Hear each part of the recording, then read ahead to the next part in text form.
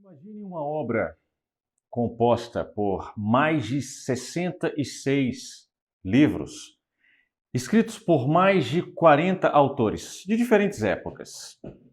1.200 anos separando um autor de outro autor, e todas essas literaturas sendo absurdamente congruentes. Nenhuma incoerência, nenhuma incongruência fazendo parte dessa obra. É de fato impressionante. Impressiona não a mim somente, impressiona não a muitos de nós somente. Durante toda a história, impressionou grandes homens, impressionou sábios, impressionou incautos.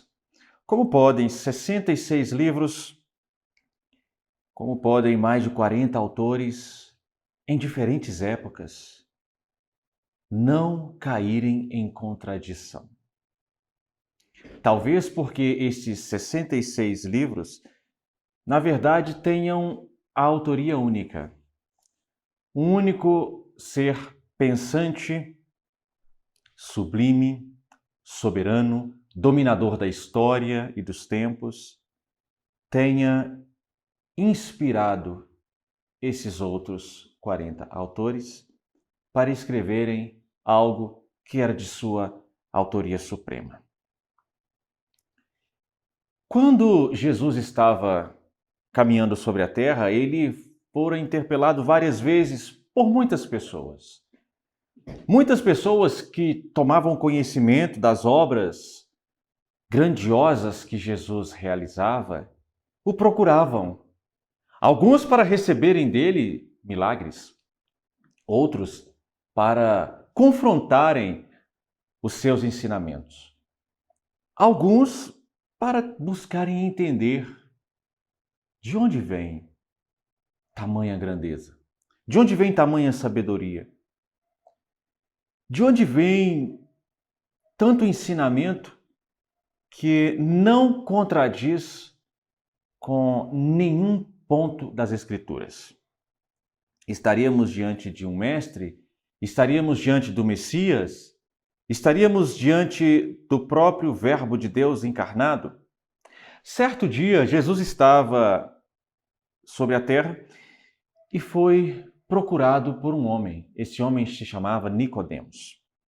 Nicodemos, no texto de João, no capítulo 3, ele é identificado como um fariseu, como um dos principais dos judeus. E Nicodemos, então, durante a noite, procura Jesus para saber algumas coisas sobre Jesus, porque algo impressionara Nicodemos. Ele diz: sabemos que tu és mestre, vindo da parte de Deus. Por quê? Porque ninguém pode realizar os sinais que tu realizas se Deus não estiver com ele. Eu não sei o que Nicodemos esperava ouvir como resposta, mas Nicodemos é transportado de uma dimensão terrena para uma dimensão celestial. Jesus não estava disposto a se autoafirmar para Nicodemos. Jesus não estava disposto a tratar com Nicodemos de coisas que eram terrenas. Não. Jesus estava disposto a levar Nicodemos às Escrituras, a mostrar a Nicodemos que os milhares de anos que separavam os textos sagrados, esses milhares de anos não fizeram com que os textos sagrados caíssem em contradição, e muito menos que todos esses textos não falassem exclusivamente sobre Jesus, que estava diante de Nicodemos. Toda a Escritura Sagrada, ela tem um único propósito. Todos os textos que hoje temos acesso, os 66 livros que compõem a Escritura Sagrada, têm um único propósito: revelar o plano salvador de Deus na pessoa de Jesus Cristo. Esse é o único propósito das Escrituras Sagradas: revelar a salvação de Deus na pessoa de Jesus Cristo. Então, quando Nicodemos vem ter com Jesus, Nicodemos busca entender acerca dos sinais que Jesus fazia e acerca do seu status de mestre. Sabemos que tu és mestre vindo da parte de Deus, porque ninguém pode fazer esses sinais que tu fazes se Deus não estiver com ele. Então Jesus leva Nicodemos a outra dimensão. Jesus disse: em verdade te digo que se alguém não nascer de novo, Nicodemos, este não pode ver o reino de Deus. Nicodemos, você está chegando até mim para tentar entender coisas que elas são de uma profundeza espiritual tamanha que a natureza humana do homem não é capaz de compreender. Se não nascer de novo, este homem não pode ver o reino de Deus. Ele não compreenderá das coisas do Espírito. Então, você vir até mim como carnal, você não compreenderá as coisas que são puramente espirituais. Nicodemos, então necessário é nascer de novo. Como Nicodemos estava em uma dimensão carnal, Nicodemos era um fariseu, um dos principais dos judeus. A ele não tinha sido revelado o mistério de Cristo. Nicodemos não conseguiu compreender o que seria nascer de novo. E aí Nicodemos fala: como pode um homem nascer de novo, sendo já velho? Porventura ele pode voltar ao ventre materno e nascer uma segunda vez? Nicodemos não estava entendendo o que Jesus estava dizendo acerca do nascimento do homem espiritual. Jesus complica ainda um pouco mais para a carne de Nicodemos. Ele diz: Nicodemos, quem não nascer da água e do Espírito não pode entrar no reino dos céus. O que é nascido da carne é carne, o que é nascido do Espírito é Espírito. Não te admires se eu te disser: necessário é nascer de novo. O vento sopra para onde quer, ouves a sua voz, não sabes de onde vem, nem para onde vai. Assim é todo que é nascido do Espírito. Ele não é conectado às coisas terrenas. Nicodemos mais uma vez pergunta: como isso pode acontecer? Como pode suceder isso? Em outras palavras, Nicodemos estava dizendo: eu não estou entendendo nada. E Jesus sabia por que Nicodemos não estava entendendo nada. Por quê? Porque é impossível entender das coisas celestiais estando preso nas coisas carnais. Só entende das coisas celestiais se você estiver de modo espiritual. E aí Jesus desafia Nicodemos e fala assim: Nicodemos, você é mestre em Israel e você não compreende essas coisas? Como assim, Nicodemos? O vosso tempo, o seu tempo como mestre de Israel, como mestre da lei judaica, não te fez ser cheio do Espírito Santo a ponto de você compreender as coisas do Espírito? Você é mestre em Israel, de fato? Será mesmo que você é mestre em Israel? E você não consegue compreender essas coisas?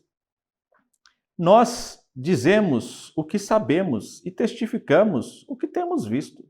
Contudo, não aceitais o nosso testemunho. Se tratando de coisas terrenas, não me credes? Como crereis se eu vos falar das coisas celestiais? Nicodemos, é necessário nascer de novo. Por quê? Porque a vossa natureza carnal jamais compreenderá as coisas celestiais. É necessário nascer da água e do Espírito. Nicodemos, é necessário que você creia no Filho de Deus, para que você receba o Espírito do Filho de Deus. O Espírito de Deus que procede de Deus.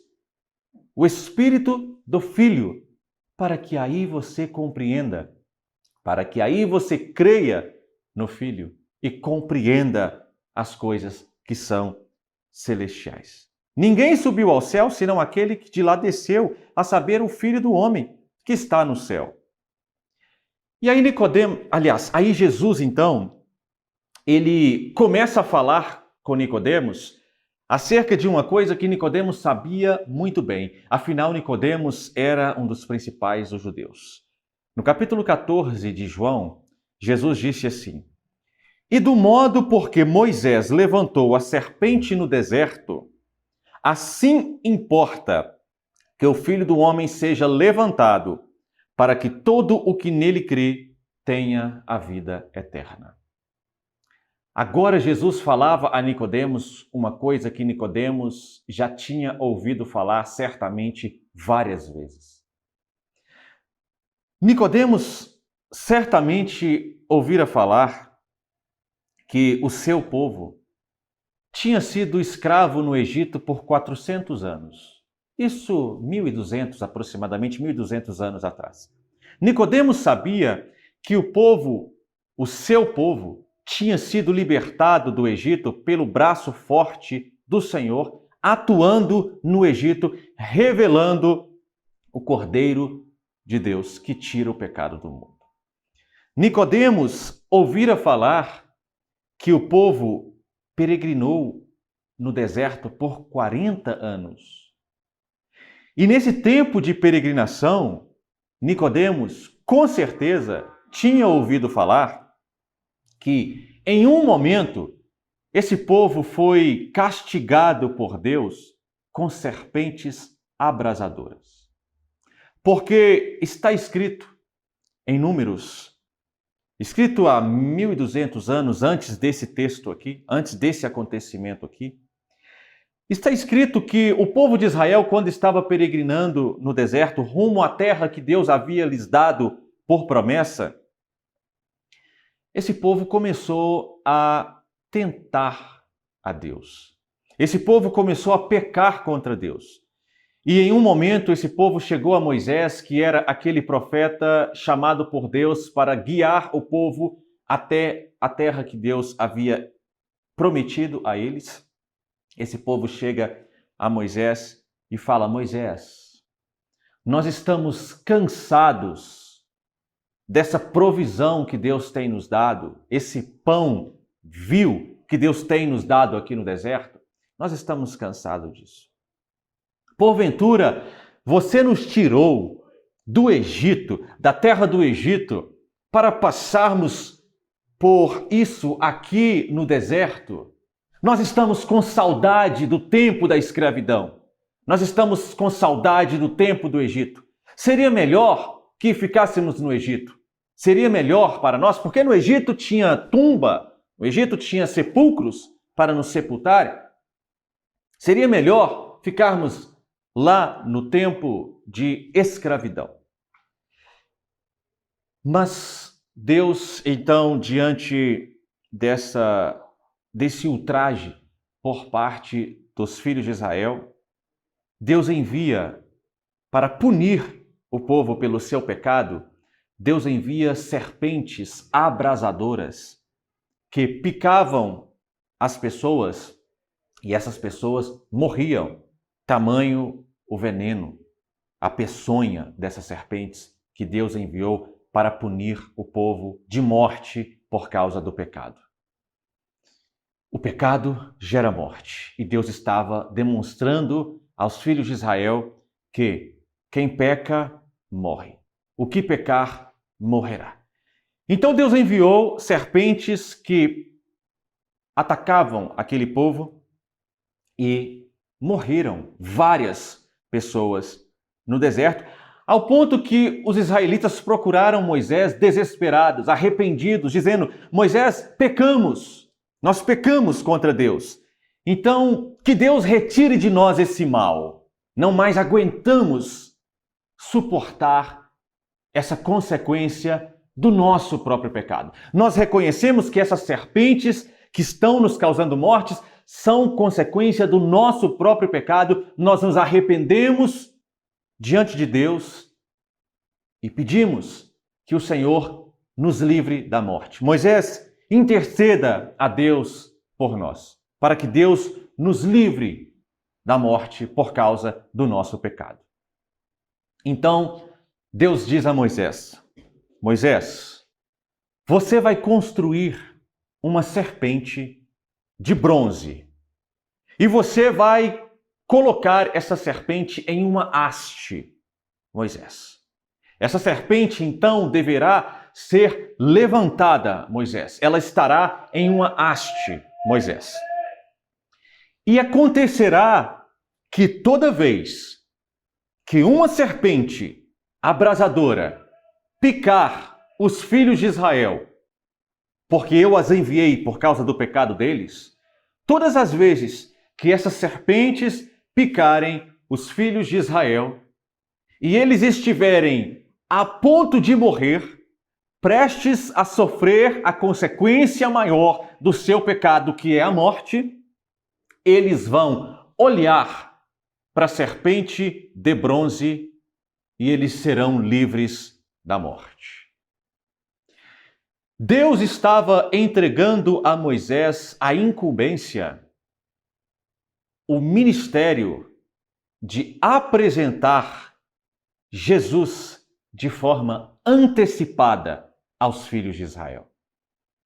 A serpente de bronze no deserto era um tipo de Cristo apresentado anteriormente aos filhos de Israel para que eles entendessem: vocês pecaram, o vosso pecado gerou a consequência de morte, mas eu, o teu Deus, estou criando a provisão que vos livrará da morte.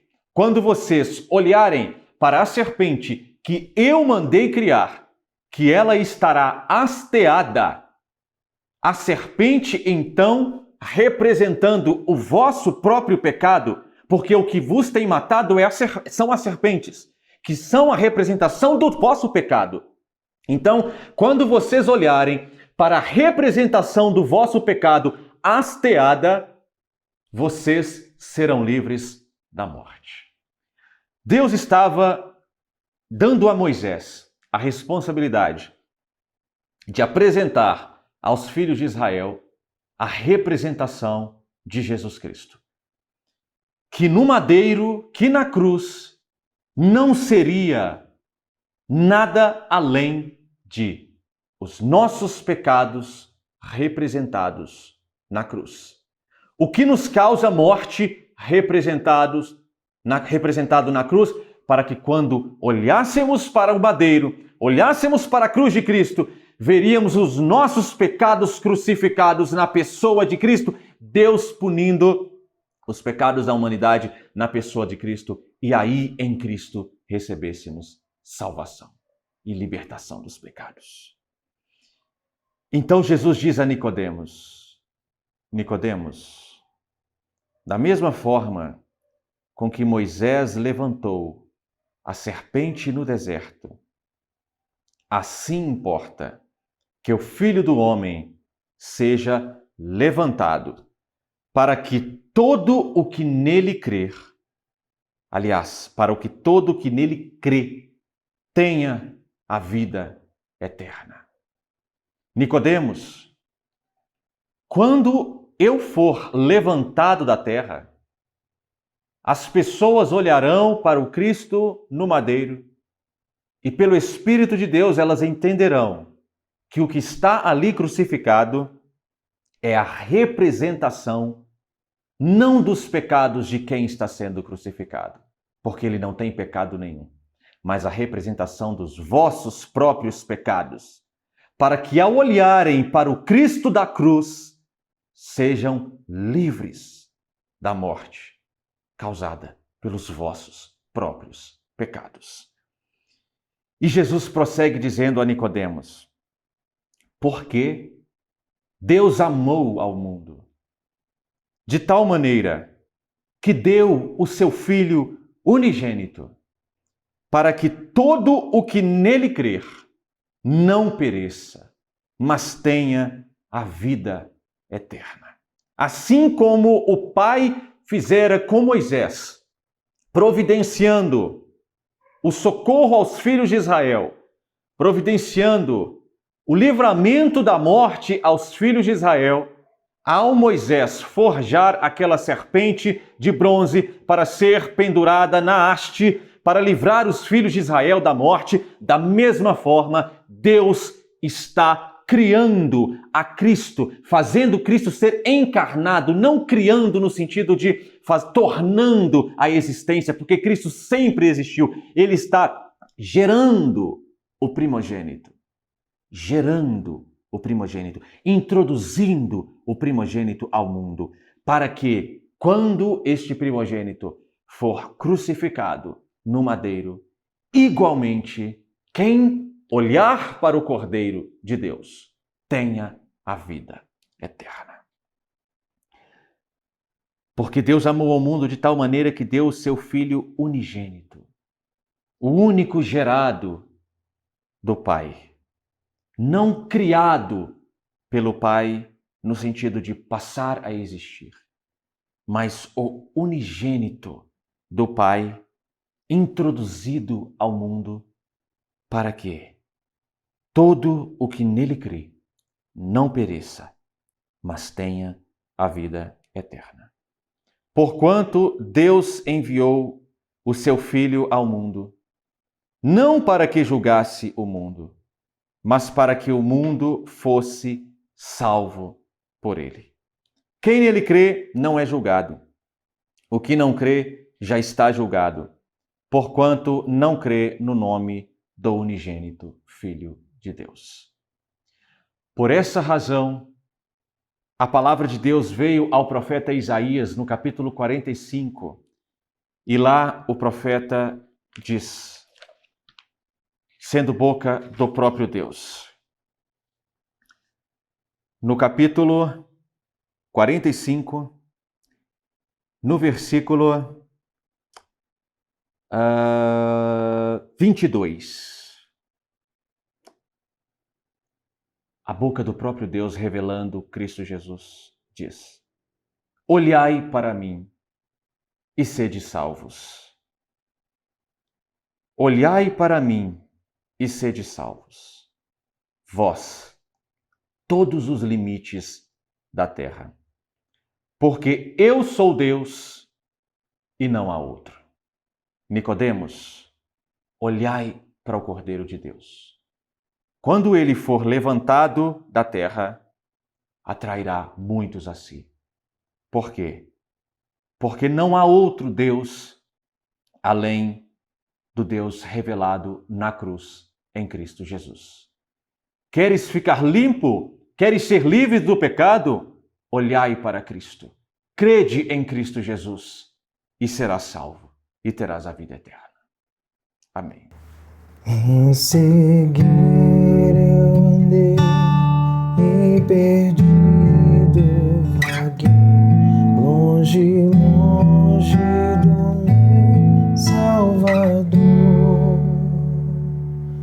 Mas agora desceu, o seu sangue verteu e salvou esse pobre pecador. Foi na cruz que um dia eu vi meu pecado castigado em Jesus. Foi ali pela fé que os meus olhos abri e agora me alegro em sua luz. Já ouvia falar dessa graça sem par que do céu trouxe Cristo Jesus. Mas eu surdo me fiz, converter-me não quis ao Senhor que por mim morreu na cruz. Foi na cruz que um dia eu vi meu pecado castigado Foi ali pela fé que os meus olhos abri e agora me alegro em sua luz. Mais um dia senti o meu pecado e vi sobre mim o castigo da lei. Apressado fugi, em Jesus me escondi e abrigo seguro nele achei. Foi na cruz que um dia eu vi meu pecado castigado em Jesus. Foi ali pela fé que os meus olhos abri e agora me alegro em sua luz. Que ditoso então foi o meu coração conhecer o excelso amor que levou meu Jesus a sofrer lá na cruz e salvar esse pobre pecador.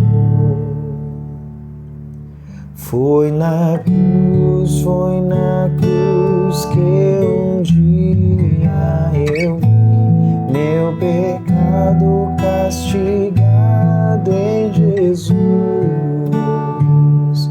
Foi ali pela fé que os meus olhos abri e agora me alegro em sua luz.